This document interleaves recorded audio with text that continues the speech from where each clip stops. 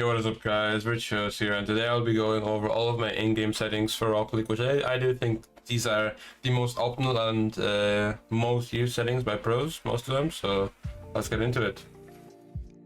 Also guys, I'm trying to hit 1k subscribers before the end of this month, and I'll be uploading more consistently now, so if you guys are interested in watching more videos like this or gameplay videos, then go ahead and subscribe, would be muchly appreciated.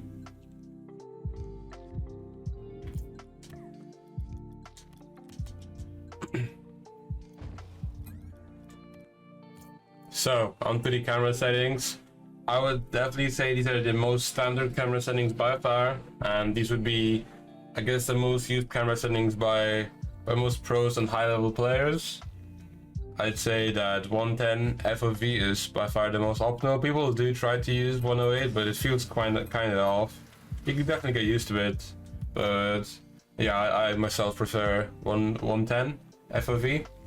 And yeah, I can't really explain why I used to have always watched pro settings or from like 2017, 2016, and yeah, they all use 110. I did the same thing, got inspiration from that.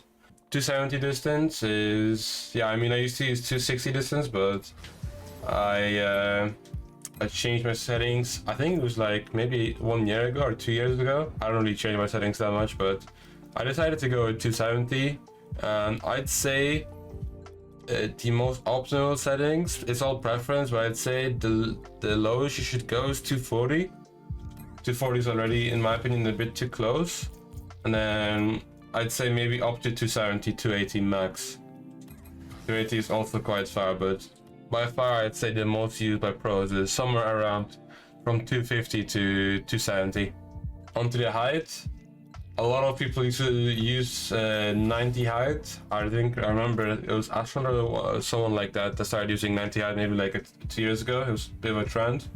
But yeah, I'd say most pros use either a 110 height or 100. But I use the 100 because I wanted to be closer on the ground and just have a better angle with the ball and what I'm doing. Then with the angle, -4.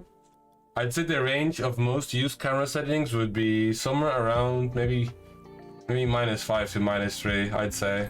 So I use the most standardized or the most average settings out of all of the range, I'd say. I've never seen someone use -6 in my life. So yeah, I'd definitely say -5 or -4 settings or angle is by far the most optimal. And they're used the most by pros. Stiffness 0.45.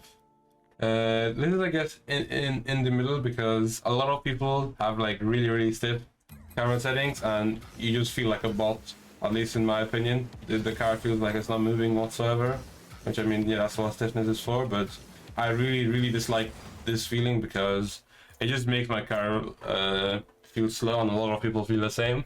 And also having your stiffness really low also is really weird, because when you're beside the ball, when you're on the ball, the camera's closer, but the moment you start going supersonic, the car just like instantly becomes a lot smaller. And it's good to have like a perfect balance of to not have your camera too stiff, and also so your camera doesn't feel like it's just teleporting to the moon and you're just looking at your car from the moon, because that's how low stiffness feels like.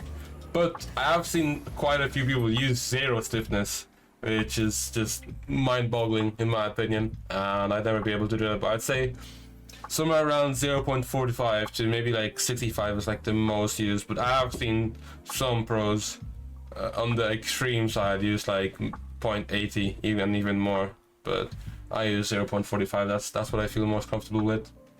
Swivel speed, and I mean, it doesn't really matter how high it is, but I'd say definitely take it off default, because it is really important to use your right stick when needed, obviously, because you're not able to see everything around you at all times. Because yeah, I mean, the camera is just going straight. You can't see on the left as far on the right without using your left stick and right stick. And same with, yeah, just using it to see who's behind you.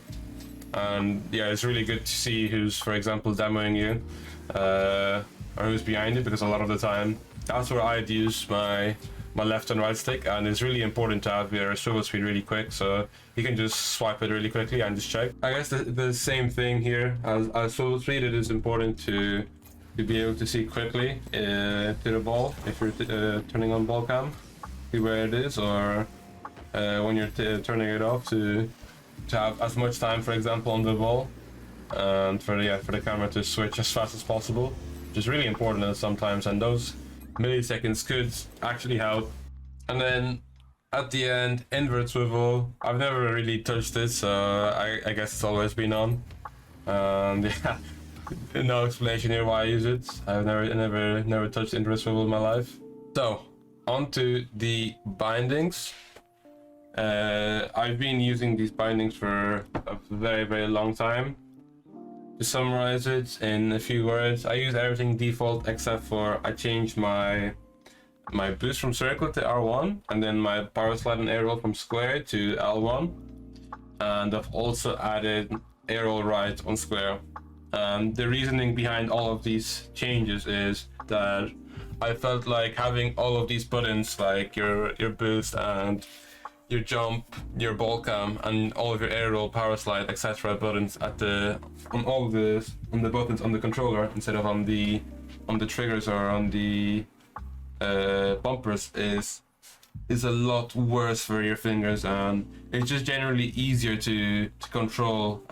Just free up your thumb from having to press all of these buttons. And the main advantage of this is that now, as I changed my air roll and my power slide button to L1 and my boost R1, is that my finger isn't clogged up anymore. And the way I hold my controller, maybe I can take a picture, or I'll show a picture in the video, is I have my thumb on my triangle, or like hovering around my triangle at all times, and I press my X with the like bottom part of my thumb.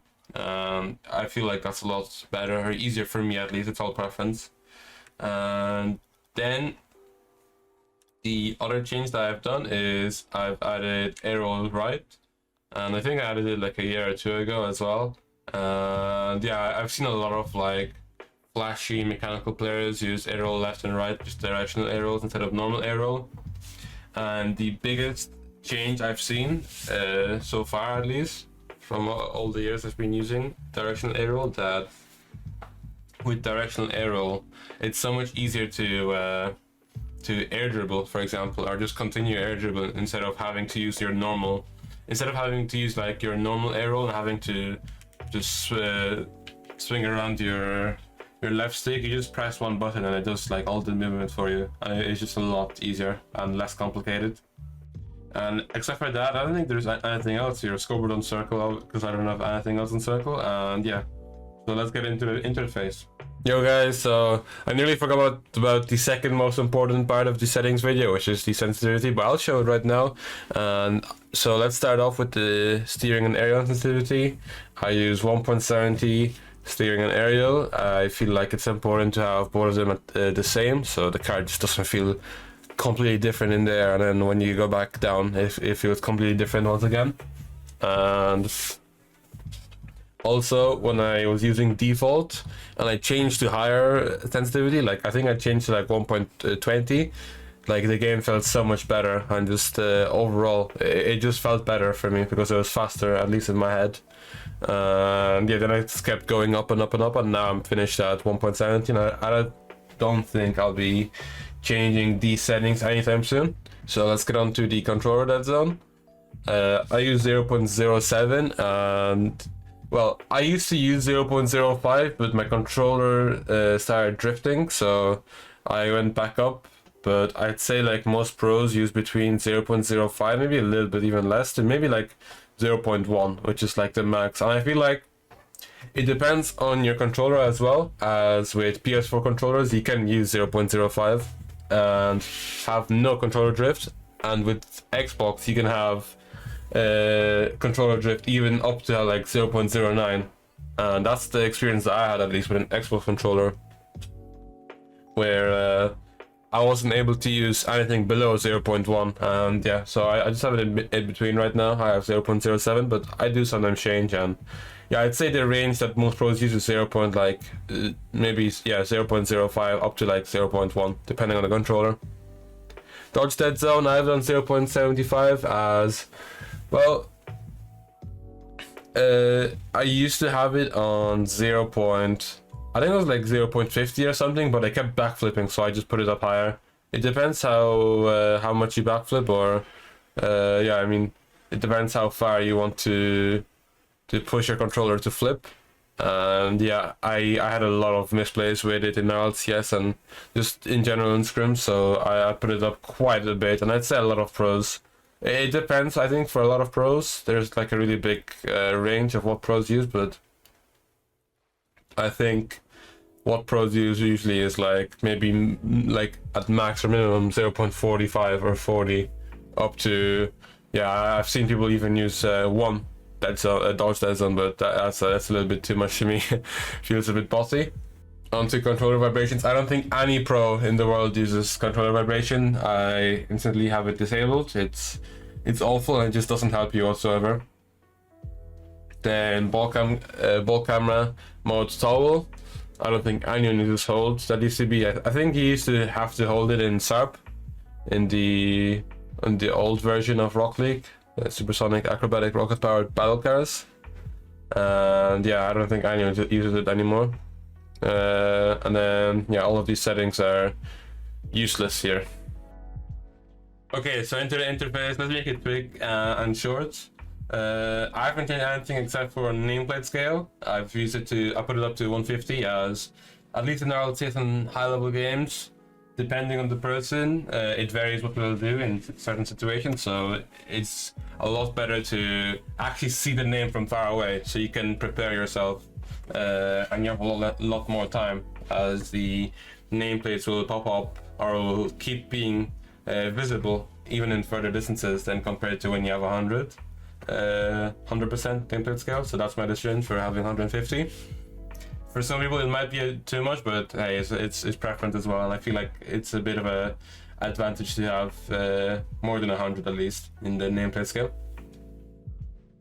Then match notifications, I only have on kickoff, as all the other notifications are just rubbish for me. I don't really need to see when I get 100 points for saves, etc. It just blinds you, and it's just distracting in my opinion. Colorblind mode, I don't have it on. I'm not colorblind. I have metric. I'm from EU, and yeah, I have my ball cam indicator. I have everything here on the whole time. Yeah, I've never changed any of these settings. So let's get into the video. Okay, so into the video settings now. So my resolution that I use is 1920 by 1080, 16 by 9. I've never used any other resolutions. I don't use 4:3 or any of those things. That's for CS, not for Rocket League. Yeah, I use full screen because windowed and borderless actually does affect your PC's performance, and you might lose frames. So it's best to just have it on full screen. And just in general, a lot of the times it happens where, for example, if you went to LANs, or if you're just playing Rocket League on a new PC, these video settings just reset. So if you guys ever are in the situation where you go and play on a different PC, be careful of that and be aware. Anti-aliasing is all render quality, high quality, render detail custom, and then my FPS is usually 360, but OBS can't handle 360 right now, so I'm just showing it in 240. But yeah, I use 360 all the time. Then the advanced settings, the details. Texture detail, high quality, world detail, high quality, particle detail, performance, and then except for that, I've turned off everything but high quality shaders and transparent goalposts, as all of these things as well. They do affect your PC's performance, and yeah, that's one of the most important things, at least for a pro. It doesn't really matter if the game looks nice with bloom and lens flares. It just matters that you have the highest FPS and nothing is causing any disruptions with your PC. So let's get into the audio. So onto the audio settings, which will be the last thing I'll show. I don't think the chat settings have to be to be shown.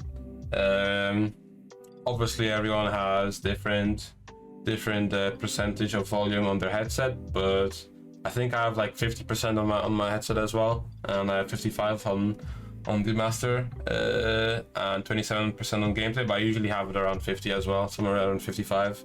And yeah, I usually turn off my sound when I'm in free play. I don't really need to hear everything. And what else do I have? I turned off all the music. Voice chat is doesn't really work anyways, but still nice to. So that'll be the end of my in-game settings video. I might do a setup video or a peripherals video in the future. If you guys would be interested, let me know down in the comments. And yeah, once again, hit the subscribe button. I'm trying to get 1K subscribers. Like the video if you like the video, and dislike if you dislike. And yeah, see you guys in the next video. Peace.